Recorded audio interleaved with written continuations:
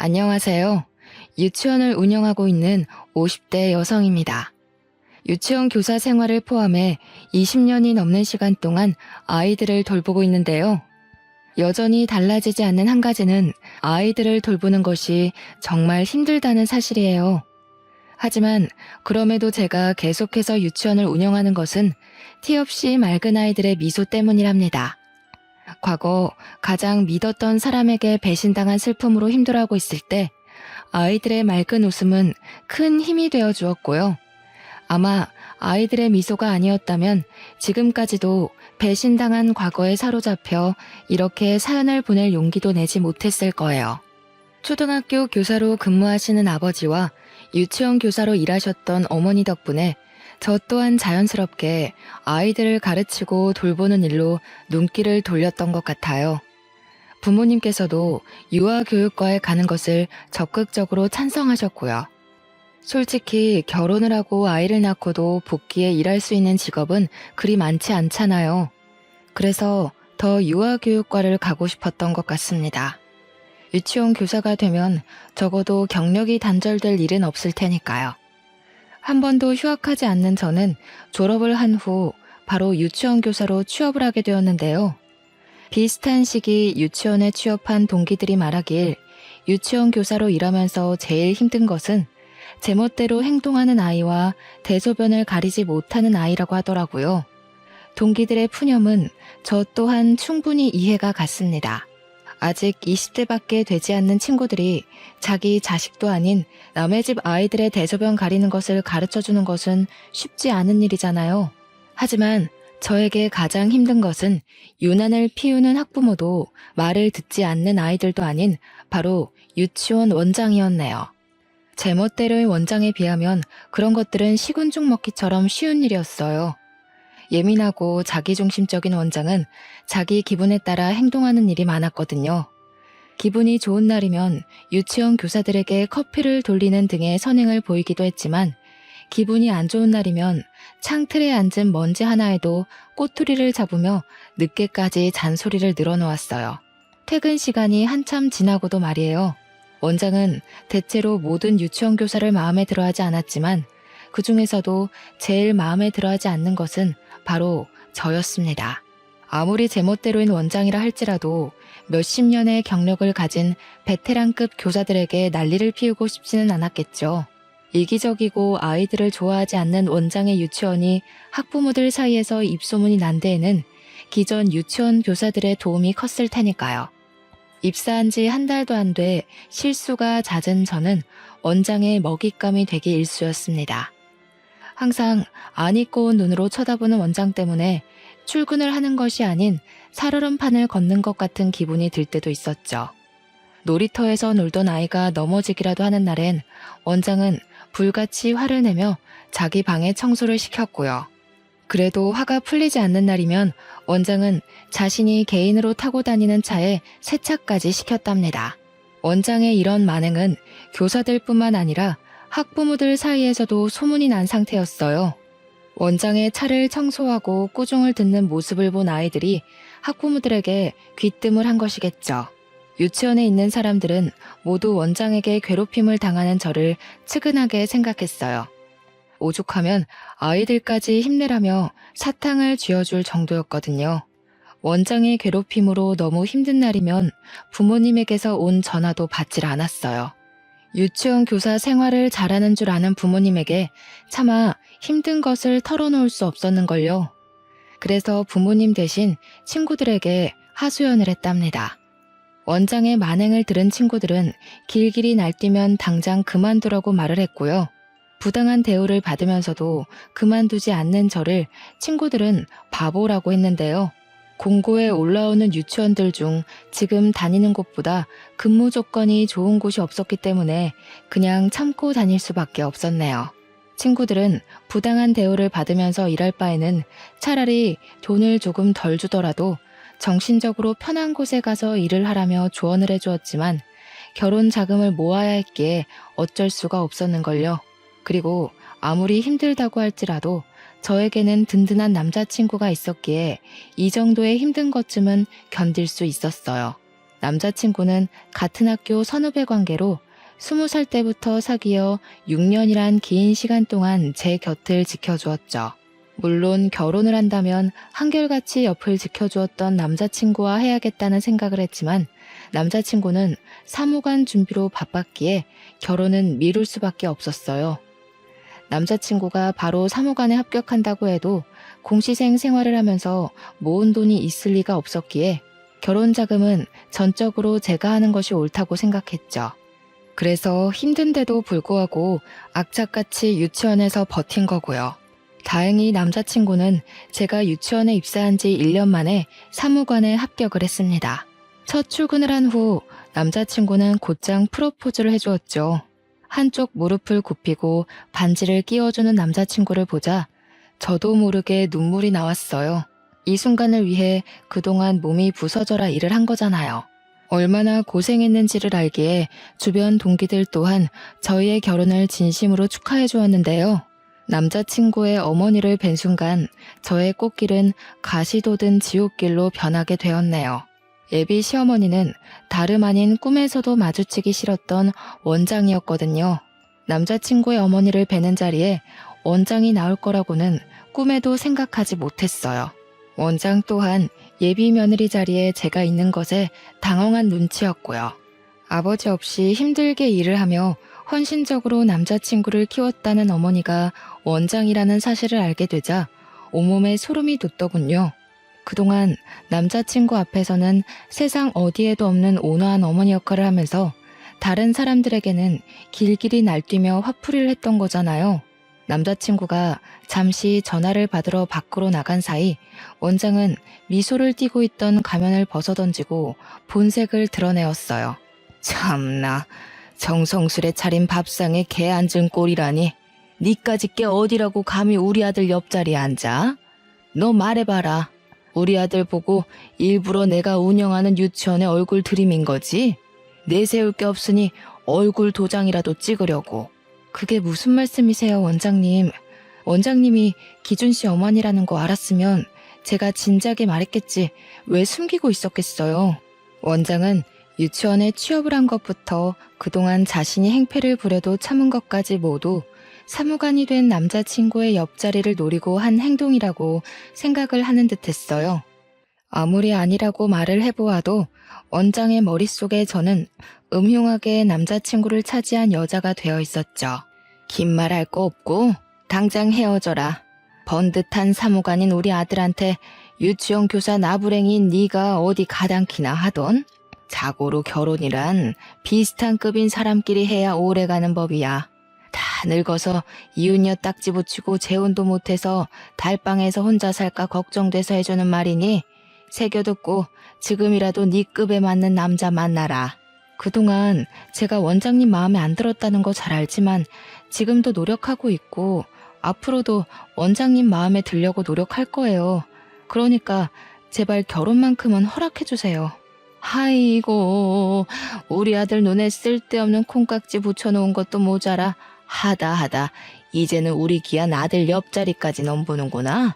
너 때문에 우리 아들이 마다한 여자가 몇이나 되는 줄 알고 이런 허무맹랑한 소리를 해.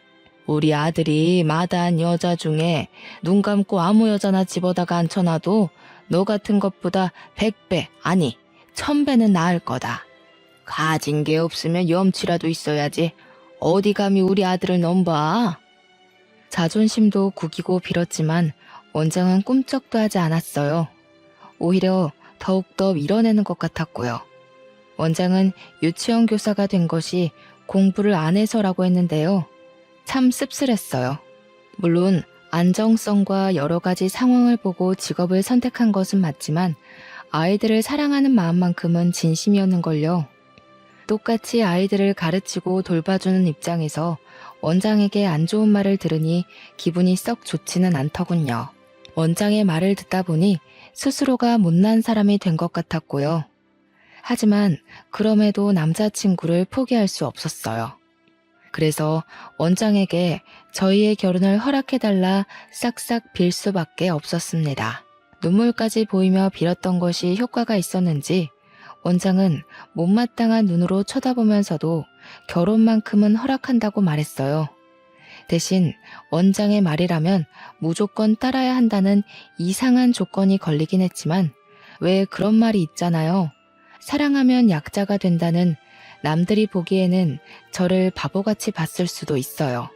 남자친구에게 말을 해서 합의를 봐도 되는 일이니까요. 생각해보면 겁이 났던 것 같습니다. 아버지도 없이 혼자서 자신을 길러준 어머니에게 남자친구는 깊은 애정을 가지고 있었거든요. 물론 남자친구의 사랑이 깊기는 했지만 그럼에도 어머니에 대한 사랑을 이길 수 있는 것은 아니니까요. 우여곡절 끝에 결혼을 한 후 저희 부부는 유치원과 가까운 곳에 구축 아파트에 신혼집을 마련하게 되었답니다. 아파트의 전세금은 전부 제가 모은 돈으로 해결을 했는데요. 남편은 그게 퍽 미안했는지 월급의 70%를 건네주더군요. 그동안 뒷바라지하느라 고생했으니 앞으로 자신이 호강시켜주겠다면서요. 물론 부잣집처럼 호화로운 생활을 할 수 있는 정도의 돈은 아니었지만 그럼에도 행복했네요. 아무리 사랑하는 사이라고 해도 월급의 대부분을 넘겨주는 것이 쉬운 일은 아니잖아요. 결혼 후 남편은 유치원 교사 일을 쉬길 원했습니다. 유치원 교사 생활을 하면서 힘들어한 것을 제일 옆에서 지켜봤으니 그럴 만도 했죠. 저 또한 기회만 된다면 퇴사는 아니더라도 잠시 일을 쉬면서 한숨을 돌리고 싶었어요. 그렇지만 그러기 위해서는 시어머니라는 큰 산을 넘어야 했기에 잠시 쉬고 싶다는 이야기를 쉽게 꺼내지 못했네요. 결혼 후 행복하지 않은 점을 꼽으라고 하면 그건 바로 퇴근하면 신경 쓰지 않아도 될 원장님이 시어머니가 되었다는 점이었어요. 신혼여행에서 돌아오자 시어머니께서는 작정을 하신 듯 여기저기 끌고 다니며 부려먹기 시작했는걸요. 다른 동료분들이라도 있으면 좋으련만 짜고 친 것처럼 모두 개인적인 사정으로 자리에 안 계셨기에 어쩔 수 없이 시어머니의 질타를 그대로 받아야 했습니다. 물론 동료분들의 빈자리를 임시교사 선생님들께서 메꾸어 주시긴 했지만 초보이신 분들에게 아이들의 케어를 전적으로 맡길 수 없었기에 몸은 2배로 바쁠 수밖에 없었죠. 그렇게 몸이 부서지는 줄도 모르게 시간은 흘러가고 잠시 쉬고 있을 때였어요. 밀려있던 답장들을 하며 앉아있던 차 시어머니께서는 자신의 방으로 저를 부르셨습니다. 방으로 가니 시어머니께서는 뜻밖의 이야기를 꺼내시더군요. 집안이며 학벌이며 잘난 게 없으면 빨리 애라도 낳아서 우리 아들 대일 생각을 해야지. 다른 교사들 복귀하는 대로 사표 내고 애부터 가질 생각해라. 네? 그럼 그만두고 가정주부를 하라는 말씀이세요? 당황스러웠습니다. 시어머니라면 당연히 맞벌이를 하라고 말씀하실 줄 알았거든요. 쉬지도 않고 맞벌이를 하라는 말을 들어도 서러울 테지만 아무런 언질도 없이 일을 그만두라니 이건 이거대로 서운하더라고요. 아무리 아이가 중요하다고 해도 그만두고 나면 그동안 쌓았던 경력이 모두 없어지는 거잖아요. 그래서 시어머니에게 차분히 저희 부부의 생각을 말씀드렸죠. 물론 언젠가 아이를 갖긴 할 테지만 지금은 신혼생활을 즐기고 싶다고요. 예, 너는 지금 드라마 찍니? 너희 나이가 몇인데 신혼생활이야. 당장 애 가질 생각부터 해야지. 임신하려면 여자 나이가 얼마나 중요한데. 지금 너처럼 신혼생활 즐기겠다고 애 계획 미루다 자연 임신 불가 판정받고 시험관이며 인공수정이며 하려고 병원 오가는 부부 보는 게 어디 한두 번이었는지 아니? 자고로 1살이라도 어릴 때 임신을 해야 애 머리가 좋은 법이야. 군말하지 말고 당장 이번 연도에 임신할 계획부터 세워라. 아이 문제는 혼자서 결정할 수 있는 일이 아닌 것 같아서요. 남편하고 상의하고 다시 말씀드릴게요. 화장실 들어갈 때랑 나올 때 마음이 천지 차이라더니 지금 네가 딱 그 짝이구나. 간이고 쓸개고 내줄 것처럼 구는 게 하도 딱해서 사람 인생 구하는 셈치고 우리 아들이랑 결혼시켜줬더니 어디 지금 와서 딴소리야? 이제 지장도 찍어서 시엠이 말은 들을 필요도 없다 뭐 그런 거냐? 그런 게 아니라요, 어머니. 아직 결혼한 지 한 달도 안 돼서 아이 먼저 말씀하시니 당황스러워서 그랬어요. 그런 뜻으로 말씀드린 건 아닌데 불쾌하셨다면 죄송해요. 이해해보려고 했지만 솔직히 시어머니의 행동을 이해할 수는 없었어요. 물론 저희 부부 둘 다 아이를 좋아하긴 했지만 결혼한 지 한 달도 안 된 신혼부부에게 직장도 포기하고 아이부터 가지라고 하다뇨. 다짜고짜 2세 계획을 강요하는 시어머니의 모습은 이해는 물론 받아들일 수도 없었습니다. 그래서 남편에게 조심스레 시어머니와 있던 일을 말하게 된 것이고요. 제 말을 듣자 남편은 시어머니가 왜 그러는지 설명을 해주었어요. 알고 보니 일찍 돌아가신 시아버지에게는 3명의 형제분이 있었는데요. 놀랍게도 3분 모두 어떻게든 자식을 보려 했었지만 자식을 보지 못하셨다고 해요. 시아버지 또한 자식을 보기 위해 40이 넘은 나이에 간신히 남편을 보게 된 것이었고요. 집안 내력을 알고 있는 시어머니께서는 집안의 대가 끊길까 걱정하신 것이었죠. 남편의 이야기를 듣고 보니 시어머니께서 왜 그렇게 아이에 대해 집착을 하게 되었는지 이해가 갔어요. 그렇지만 시어머니의 행동을 이해한다고 해서 바로 아이를 가질 계획을 세우는 것은 아니었어요. 저희 부부 둘 다 아직은 20대였기에 아이를 가져야 된다는 의무감보다는 인생에 다시는 없을 신혼생활을 단둘이서 즐기고 싶었거든요. 하지만 결혼 후 1년이 지나고 2년이 지나고 눈 깜짝할 사이에 저희 부부는 30대에 접어들었는데요. 30대에 접어들어 주변에서 아이들의 돌잔치와 출산 선물을 보내고 나니 서서히 불안감을 느끼게 되더군요. 그래서 뒤늦게 아이를 갖기 위해 팔을 걷어붙이게 된 것이고요. 술을 좋아하는 남편은 2세 계획을 세운 후부터 금주를 했고 자전거 타기 같은 격한 운동을 좋아하는 저는 요가를 하며 2세를 가지기 위해 노력을 했죠. 아이를 갖기 위해 열심히 노력하긴 했지만 어찌된 영문인지 아이는 저희 부부에게 찾아오지 않았습니다. 1살이라도 어릴 때였다면 언젠가는 생기겠지라 편하게 마음을 먹었을 테지만 나이가 나이인지라 병원을 찾아가게 되었죠. 저희 부부는 인공수정을 하기 위해 몇 가지 검사를 진행했는데요. 아무 이상이 없는 저와 다르게 남편은 불임 판정을 받고 말았죠.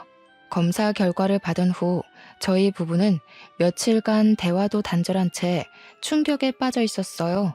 그리고 며칠 후 시어머니에게는 비밀로 하자면서 남편이 먼저 이야기를 꺼내더군요.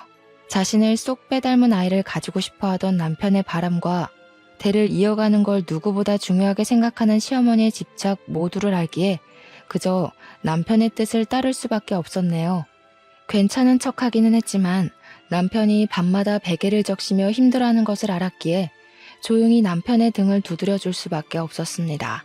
그런데 착잡한 마음으로 출근한 다음 날 시어머니는 대뜸 이혼 신고서를 내밀며 남편과 당장 헤어지라는 말을 하더군요. 뭔가 오해를 하시는 시어머니에게 변명을 하려고 했지만 시어머니는 그럴 틈도 주지 않으셨습니다. 못된 것, 불임인 걸 속이고 우리 아들하고 결혼을 해? 눈에 차지도 않는 걸 억지로 참으면서 결혼까지 시켜줬더니 네가 이런 식으로 내 뒤통수를 치는구나. 이래서 집안에 사람이 잘 들어야 된다고 하는 건데.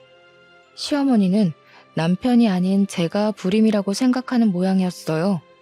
시어머니가 왜 그렇게 확신하는지는 말하지 않아도 딱 알 수 있었습니다. 빨리 아이를 갖기 바라는 시어머니의 극성을 견디지 못한 남편이 제가 불임이라고 둘러댄 것이 분명했거든요. 책상 위에 온갖 물건을 던지는 시어머니의 폭력적인 행동 앞에서 한숨부터 나오더군요. 아무리 아니라고 해도 시어머니가 그 말을 믿을 리가 없잖아요. 그래서 변명을 하는 것이 아닌 그저 가만히 있을 수밖에 없었는데요. 시어머니는 그게 더 마음에 들지 않는지 길길이 날뛰며 화를 내셨습니다. 애도 못 낳는 주제에 날고기는 여자들 다 제치고 부뚜막에 올라가서 죽까지 써? 나는 귀한 우리 아들 옆에 알맹이도 없는 빈 상자가 떡하니 자리 차지하고 있는 꼴 못 본다. 아무리 우리 아들이 탐나도 그렇지 불임인 주제에 손귀한 집에 며느리로 들어오다니 네가 제정신이냐? 긴 말할 거 없고 당장 이혼부터 해라. 이혼하라는 말을 끝으로 저는 원장실에서 쫓겨나듯이 나오게 되었어요. 너무나 갑작스럽게 이루어진 일에 문 앞에 서 있자 문득 그런 생각이 들더라고요. 남편이 너무하다는 생각 말이에요. 아무리 자신이 불임인 것을 시어머니에게 들키기 싫어도 그렇지 가뜩이나 미움받고 있는 아내에게 자신이 불임인 것을 뒤집어 씌우다뇨. 이해해보려고 했지만 남편의 행동은 도저히 이해가 되지 않았는걸요. 그래서 퇴근 후 집에 들어온 남편에게 따지게 되었어요. 당신 진짜 너무하다. 아무리 자기 불임인 거 말하기 싫다고 해도 그렇지. 어떻게 몸 멀쩡한 부인한테 불임이라고 뒤집어 씌울 수가 있어. 가뜩이나 어머님 나 안 좋게 보시는데 불임이라는 말까지 하면 이혼밖에 더 하겠어? 오늘 어머니가 그러시더라. 손귀한 집에 알맹이도 없는 빈 상자 들어앉아 있는 꼴 못 본다고 당신이랑 이혼하래. 미안해. 어머니가 당신한테 그렇게까지 뭐라 할 거라는 생각도 못했는데 내 불찰이야. 근데 당신도 알잖아. 우리 엄마가 손주를 얼마나 원하는지. 엄마가 우시면서 하루빨리 손주 얼굴 보여달라고 하시는데 차마 입이 안 떨어지더라. 나 불임인 거 알면 우리 엄마 쓰러질 게 뻔하잖아. 그럼 나한테 먼저 말을 했으면 됐잖아. 혼자서 끙끙 앓다가 어머님한테 거짓말이나 하고. 당신 마음은 충분히 알지만 이대로 가다간 졸지에 잘 살고 있는 우리 둘 이혼하게 생겼어. 내 생각이 짧았던 것 같아.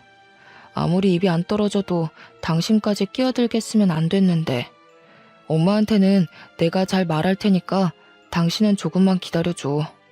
당신한테 절대 피해 안 가도록 내가 엄마한테 잘 말해놓을게. 시어머니에게 온갖 치욕스러운 말을 들었을 때만 하더라도 남편에게 따지고 싶었지만 막상 남편의 풀 죽은 모습을 보니 그렇게 못하겠더군요. 가장 현실을 받아들이지 못하는 당사자 또한 남편일 테니까요. 그래서 한동안 시어머니에게 남편이 불임인 것을 숨기기로 했답니다.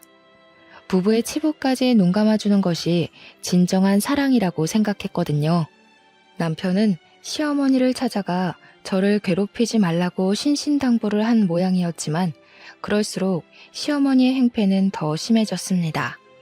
요망한 것이 자신의 아들을 홀려서 대를 끊어놓는다며 입에 담지도 못할 말을 하면서요. 그렇게 시어머니의 행패로 심신이 지쳐갈 때쯤 유치원에서는 새로운 아기가 들어오게 되었어요. 아이는 동네에서 폐지 줍기로 유명한 할아버지의 손주였죠. 딱 보기에도 경제적으로 부족해 보이는 아이가 저희 유치원에 입학하다니 처음에는 의문이 들었어요. 저희 유치원은 소수 정원만 받는 사립 유치원이다 보니 다달이 내는 돈이 만만치 않았거든요. 아이는 세탁이 잘 되지 않은 옷을 일주일 내내 입는 것은 물론이거니와 식사 예절 또한 전혀 배우지 못해 수저가 아닌 손으로 밥을 집어먹기 일쑤였는데요.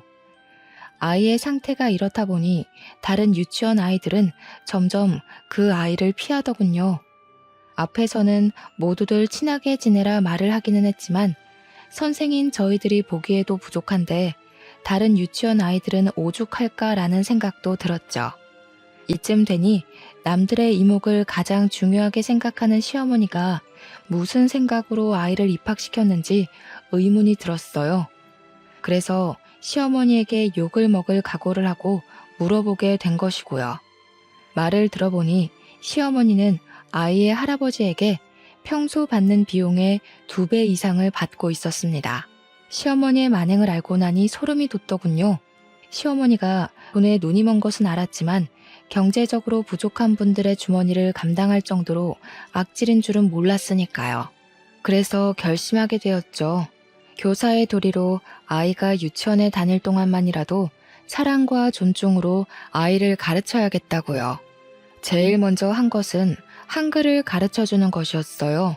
6살인데도 불구하고 한글을 쓰지 못한다는 것은 있을 수 없는 일이잖아요. 그래서 아이의 할아버지에게 양해를 구하고 아이에게 한글을 가르쳐주게 되었는데요. 아이는 가르쳐주면 가르쳐주는 대로 쑥쑥 흡수를 하는 스펀지 같았습니다. 가르치는 입장에서 아이는 참 탐나는 인재였어요. 2달 전까지만 해도 한글에 한 글자도 못 쓰던 아이가 받아쓰기에 100점을 받을 정도로 발전을 한다는 것은 선생의 노력과는 별개로 아이의 학습 능력이 뛰어나지 않으면 절대로 불가능한 일인 거잖아요. 그 후 아이에게 한글뿐만 아니라 기본적인 예절까지 같이 가르쳤는데요. 아이의 노력과 저의 정성이 통해서인지 아이는 다른 유치원 아이들과 잘 어울렸습니다. 그 모습을 보니 참 흡족했죠. 하지만 그것도 잠시 노쇠해 가는 할아버지의 모습을 보자 아이가 걱정되더군요. 아이에게는 할아버지 이외에 그 어떤 일가 친척도 안 계셨거든요. 그래서 휴대폰 번호를 알려주며 무슨 일이 있을 시 꼭 전화해달라고 말을 하게 된 것이고요. 그리고 아이에게 번호를 준 지 딱 1달째 되던 날 우려하고 있던 일이 일어나고 말았습니다. 늦은 주말 저녁을 먹고 일찍 잠자리에 들려고 할 때 모르는 번호로 전화가 걸려왔죠. 전화를 건 상대는 바로 아이였어요. 아이는 울먹거리며 할아버지가 숨을 쉬지 않는다고 했습니다. 너무 놀라 옷도 제대로 챙겨 입지 못한 채 아이에게 달려갔는데요. 아이의 할아버지는 이미 눈을 감으신 상태였고 저는 아이를 대신해 상황을 수습하기 시작했죠. 일가 친척들도 없는 할아버지의 장례식은 참 초라하게 끝이 났어요. 이쯤 되니 할아버지가 어떻게 그 비싼 돈을 주고 아이를 유치원에 입학시켰을지 의문이었습니다. 기초 수급자였던 할아버지에게 갑자기 큰 돈이 생겼을 리가 만무한 거잖아요. 장례식이 끝난 후 아이는 한참 동안 울기만 했어요. 원칙대로라면 가족이 없는 아이를 고아원에 맡기는 것이 맞았지만 차마 그렇게 할 수 없었네요. 아직 가족의 보살핌이 필요한 아이가 고아원에 가 고생할 생각을 하니 눈물이 앞을 가렸는걸요. 그래서 일단 집으로 데려가기로 했습니다. 이미 남편에게는 전후 사정을 다 말한 상태였기에 남편 또한 아이를 따뜻하게 맞이해 주었고요. 꼬질꼬질한 아이를 씻기고 요리를 해주자 아이는 눈물을 뚝뚝 흘리더군요. 제가 자신의 엄마였으면 참 좋겠다면서요. 그 말을 듣는데 가슴이 너무나 아려웠습니다. 머리로는 아이를 고아원에 보내야 한다는 것을 알고 있었지만 마음만은 차마 아이를 떠나보내지 못하겠더라고요. 그래서 몇 날 며칠 고민을 하던 중 결국 아이를 입양하기로 결정을 하였죠. 남편과의 사이에서 아이를 갖지 못해 만약 후일에 아무런 연고도 없는 아이를 입양할 바에는 지금 아이를 입양하는 것이 더 나은 선택이라고 생각했거든요. 남편 또한 수도분하고 예의 바른 아이를 마음에 들어 했기에 입양 절차는 일사천리로 해결이 되었는데요. 문제는 역시나 시어머니였네요. 남편이 입양 사실을 털어놓은 당일부터 집을 찾아온 시어머니는 당장 아이를 고아원에 갖다 놓으라며 윽박을 지르셨습니다. 네가 기어코 이를 치는구나. 어디 감히 손귀한 우리 집안에 팬티 하나도 살 돈이 없던 거지 새끼를 입양해와. 멀쩡한 우리 아들이 왜 너같이 하자 있는 것 건사해서 사는 것도 모자라 저런 버러지 같은 자식까지 먹여 살려야 하는 거냐? 어디 뚫린 입으로 말이라도 해봐. 애 입양한 거는 이 사람 뜻이기도 하지만 제 뜻이기도 해요. 오갈 데 없는 불쌍한 애 하나 살리겠다고 입양한 게 나쁜 건 아니잖아요. 엄마도 아이들 키우고 가르치는 공직자시면서 왜 저희 뜻은 이해를 못 해주시는 거예요. 그리고 저번에도 말씀드렸지만 저희는 애 없이 이대로 살아도 충분히 행복하니까 더 이상 아이 문제로 저나 이 사람 스트레스 받게 하는 일 없으셨으면 좋겠어요. 아이고, 네가 꼬리도 없는 불려시한테 홀려도 단단히 홀렸구나. 그렇지 않고서야 네가 어미한테 어떻게 그런 말을 할 수 있겠니? 안 되겠다. 너 당장 저 몹쓸 것이랑 갈라서라. 저 불려시 같은 거랑 더 있다가는 손주는커녕 간이고 쓸개까지 다 뺏기게 생겼다. 이번에도 시어머니는 모든 일을 제 탓으로 돌리며 난리 법석을 떨었어요. 물론 남편이 나서서 시어머니의 행패를 중지하기는 했지만 그래도 서운한 감정이 드는 것까지는 어쩌지 못했습니다. 이 모든 갈등의 시작은 남편이 거짓말을 하면서부터 일어난 일인 거잖아요. 우여곡절 끝에 시어머니가 돌아가신 후 지금까지 느꼈던 감정들을 털어놓으며 조심스럽게 시어머니에게 불임 사실을 고백하는 것이 어떠냐 말을 건넸지만 그럼에도 남편은 조금만 더 기다려달라는 말만 되풀이할 뿐이었죠. 그 후 시어머니에게서 쏟아지는 온갖 시달림을 받고 있자 하니 도저히 제정신으로 견딜 수 없겠더군요. 그래서 친정 부모님에게 도움을 청하게 된 것이고요. 모든 사실을 털어놓자 친정 부모님께서는 경악하며 분통을 터뜨리셨어요. 어떻게든 발을 빼려는 남편과 며느리를 가족으로 인정하지 않는 시어머니까지요. 이런 전후 사정을 모르시는 시어머니께서는 친정까지 찾아와 당장 이혼을 하라며 성화를 내셨는데요. 참다 못한 아버지께서는 시어머니에게 윽박을 지르셨네요. 지금까지는 잘 살고 있는 딸네 부부일 끼어들기 싫어서 가만히 있었지만 우리 딸 눈에서 피눈물 난 걸 안 이상 나도 가만히 안 있을 겁니다. 자기 자식 귀한 줄 알면 며느리도 귀한 줄 알아야지. 그까지 핏줄이 뭐길래 애가 피골이 상접할 만큼 괴롭힙니까? 아이고, 임신도 못하는 주제에 무슨 배짱으로 우리 집안에 시집을 왔나 했더니 지금 보니 다 지 부모를 쏙 빼닮아서 그랬나 보네요. 사돈도 눈치가 있으면 그러는 거 아니에요. 시집간 딸이 애도 못 낳는 빈 껍데기인 걸 아셨으면 화를 내실 게 아니라 바닥에 바싹 붙어서 잘못을 빌었어야죠. 우리 아들이 뭐가 아쉬워서 애도 못 낳는 머저리랑 살 부대끼면서 삽니까? 동네방네 하자 있는 딸내미 소문나기 싫으면 빨리 이혼 서류에 도장부터 찍으세요. 예, 나도 우리 딸 고생하면서 사는 꼴 더 이상은 못 보니 이혼시킬 겁니다. 근데 아무리 생각해도 억울해서 이건 꼭 말해야겠네요. 애 못 갖는 빈 껍데기는 우리 딸이 아니라 잘난 사돈네 아들이라는 거 말이에요. 우리 아들이 불임이라니 그건 또 무슨 헛소리예요? 지금 이혼하기 싫어서 멀쩡한 우리 아들 헐뜯어서 깎아내리려는 속셈인가 본데 괜한 헛꿈 꾸지 말고 애도 못 갖는 딸 이혼시킬 준비나 하세요. 당신 아들이 문제 있는 걸 가지고 왜 우리 딸한테 다 뒤집어 씌웁니까?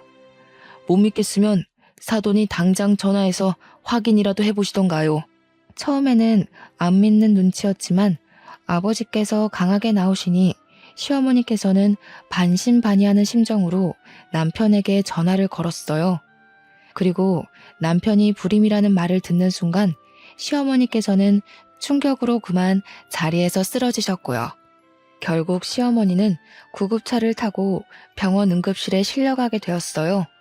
남편에게 연락을 하니 바로 응급실에 오게 되었는데요. 아버지께서 시어머니에게 불임 사실을 알린 것을 듣게 되자 불같이 화를 내더군요. 전혀 예상하지 못했던 일이었습니다. 아무리 화가 났다고 해도 할 말이 있고 안 할 말이 있지. 장인어른이 그렇게 말할 동안 당신은 옆에서 보고만 있었어?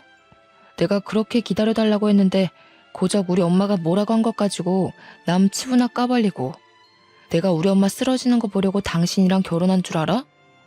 남편의 말을 듣는데 왈칵 눈물부터 쏟아졌어요. 그동안 남편의 불임 사실을 숨기기 위해 시어머니에게 듣지 않아도 될 모욕과 멸시까지 당하며 꾹 참았는데 이런 식으로 나오다뇨. 제가 한 수많은 희생은 모른 척한 채 이기적으로 나오는 남편의 태도는 서운하다 못해 실망스럽기까지 했습니다. 불임 소동이 있는 후 남편과의 사이는 급속도로 안 좋아져 각방을 쓰는 지경까지 이르게 되었어요. 그리고 각방을 쓴 지 1년도 안 돼 남편은 이혼을 요구해 왔고요. 일이 어찌되었던 남편과 이혼하기 싫었기에 어떻게 해서든 남편의 마음을 돌려보려고 애를 쓰게 되었습니다. 다시 한 침대를 써보려고 하고 둘만의 시간을 보내며 서로에 대한 이야기를 나누면서요. 하지만 남편은 같은 방을 쓰려고 하지도 자신의 속내를 털어놓으려고도 하지 않았어요. 돌보다 더 딱딱하게 변한 남편을 보며 어쩔 수 없이 이혼을 받아들이게 되었고요. 서로에 대해 원하는 것이 없었기에 이혼은 빠르고 간결하게 이루어졌어요. 하나 걸리는 게 있다면 입양하게 된 아들이었지만 남편은 아들에 대한 애정을 보이지 않았기에 아들의 양육권 또한 금세 포기를 했죠. 영원할 것만 같았던 남편과의 결혼 생활은 그렇게 종지부를 찍게 되었습니다. 이혼을 마무리한 후 법원을 걸어 나오자 그 앞에는 시어머니가 떡하니 버티고 서 있었어요. 남편은 시어머니에게 차로 돌아갈 것을 권했지만 어찌된 영문인지 시어머니는 따로 할 말이 있다며 남편에게 먼저 차로 돌아가 있으라고 하더군요. 남편이 주차장으로 사라지고 단둘이 남게 되자 시어머니는 가방에서 한 장의 사진을 꺼내 건네주셨는데요. 그 사진은 놀랍게도 초음파 사진이었어요.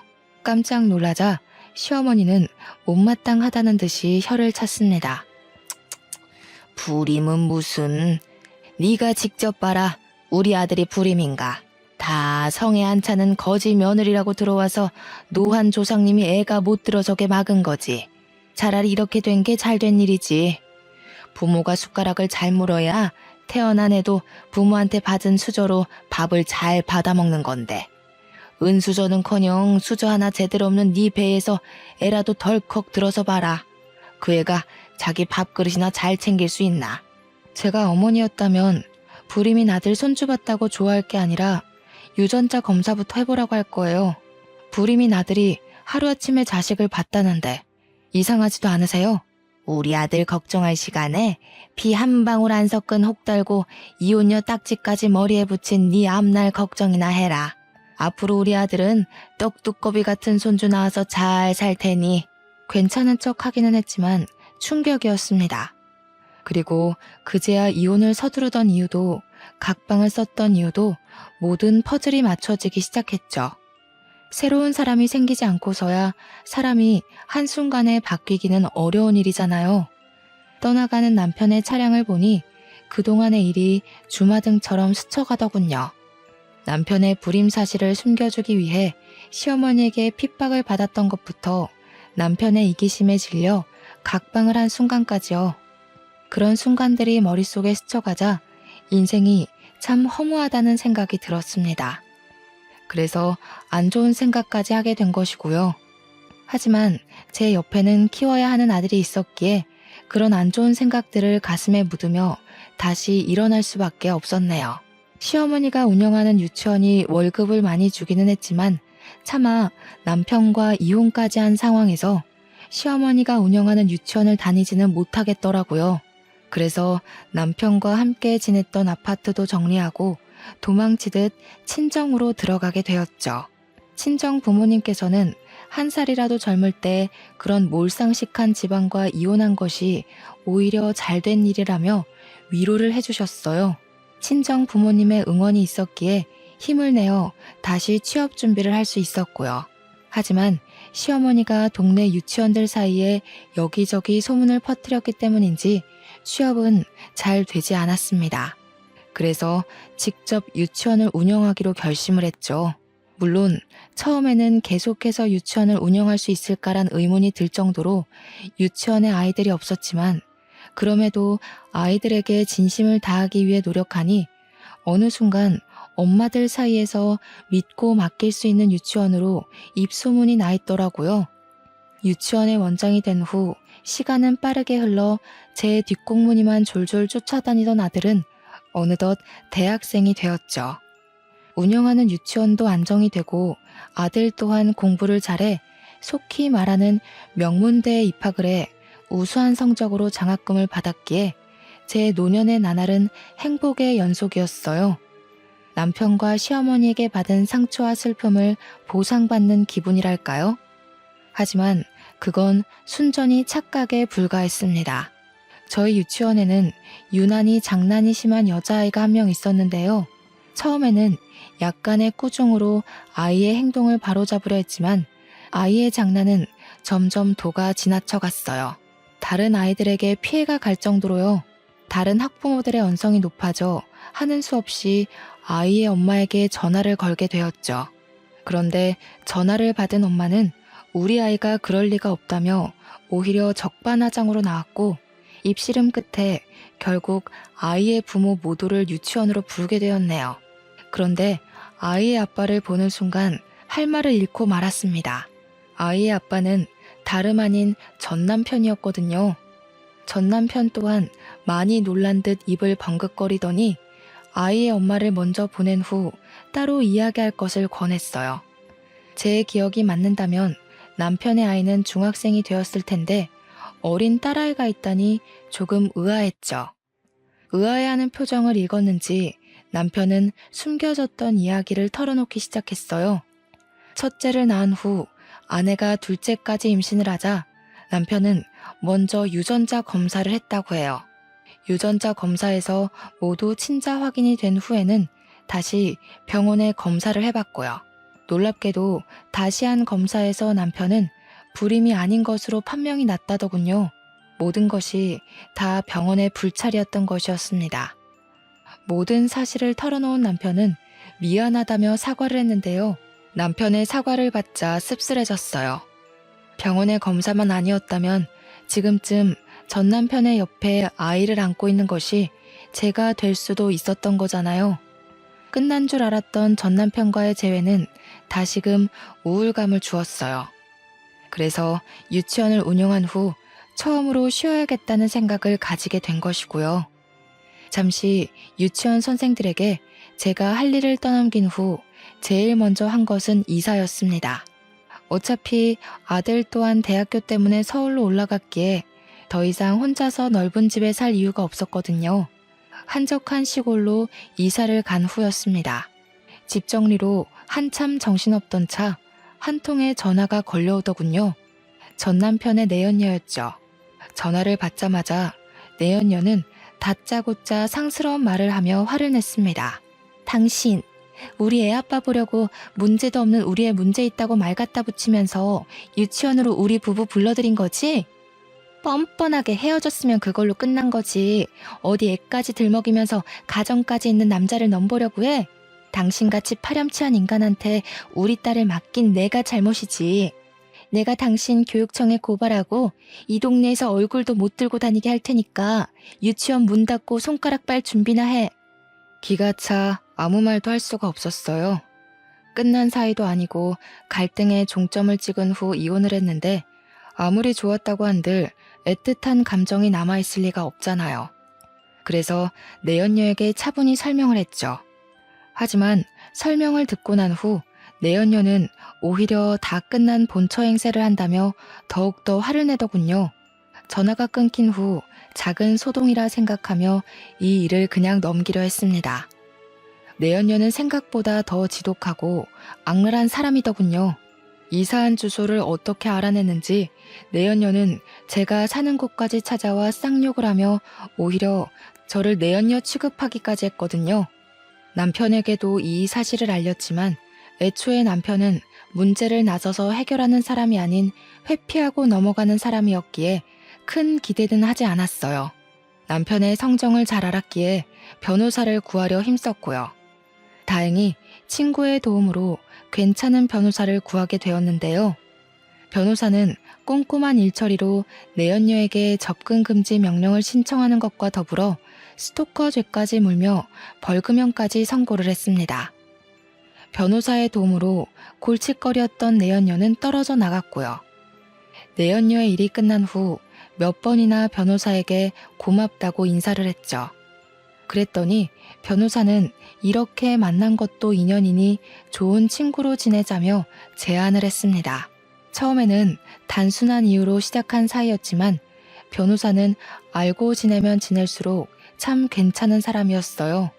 친분이 두터워질 때쯤 변호사는 개인적인 이야기를 들려주었죠. 젊은 시절 변호사는 친구와 여행을 가던 중 교통사고를 당하게 되었다고 해요. 졸음운전을 하던 화물차 때문이었는데요.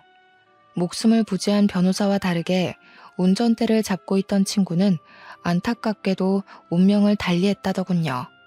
친구에게는 아내 없이 홀로 키우던 갓난아기가 있었기에 친구를 떠나보낸 후 변호사는 오랫동안 죄책감에 시달려 속죄하는 마음으로 매년 고아원에 기부를 했다고 말을 했습니다. 그래서 저 또한 개인적인 이야기를 털어놓았어요. 이혼 후 홀로 입양한 아들을 키우고 있는 것과 왜 이혼을 했는지 같은 것들 말이에요. 모든 이야기를 들은 변호사는 친아들도 아닌데 지금까지 키운 것이 대단하다 말해주었고, 과거에 아픔이 있다는 공통점 때문인지 저희는 급속도로 친해져 어느 순간 보니 같이 미래를 계획하는 사이가 되어 있었네요. 그런데 변호사는 부끄럽게도 매년 월급의 절반을 고아원에 기부한 탓에 모아놓은 돈이 없다며 부끄러워했는데요. 아무 상관없었습니다. 사려 깊은 배려심과 문제를 외면하지 않고 바로 해결하려는 변호사의 인품은 억만금을 준다고 해도 절대 구할 수 없는 것들이었으니까요.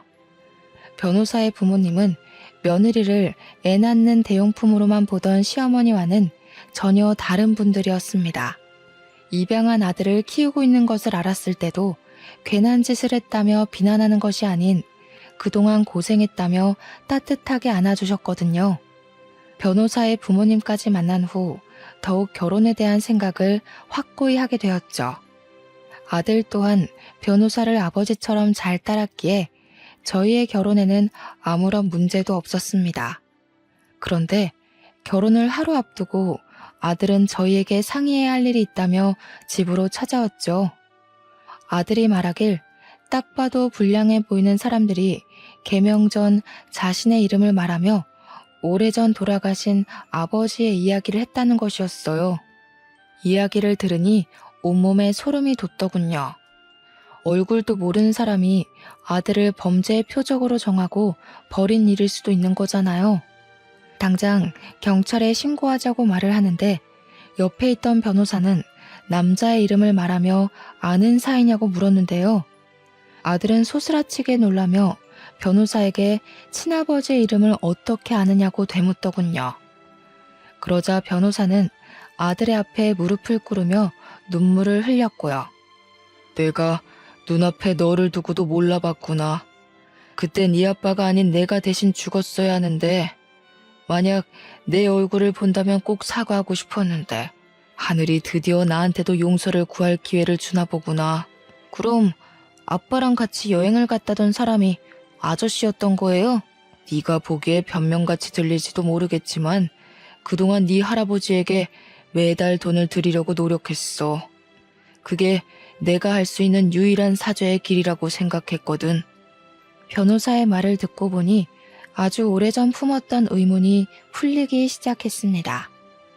폐지를 주워 팔며 어렵게 생계를 유지하던 할아버지가 아들을 비싼 사립 유치원에 보낼 수 있었던 것은 변호사가 보내온 돈이 있었기에 가능한 일이었죠. 할아버지가 돌아가시고 아들이 제품으로 온 후 변호사는 행방이 묘연해진 아들에게 항상 미안한 마음을 품으며 아들에게 보냈어야 할 돈을 고아원에 보낸 것이고요.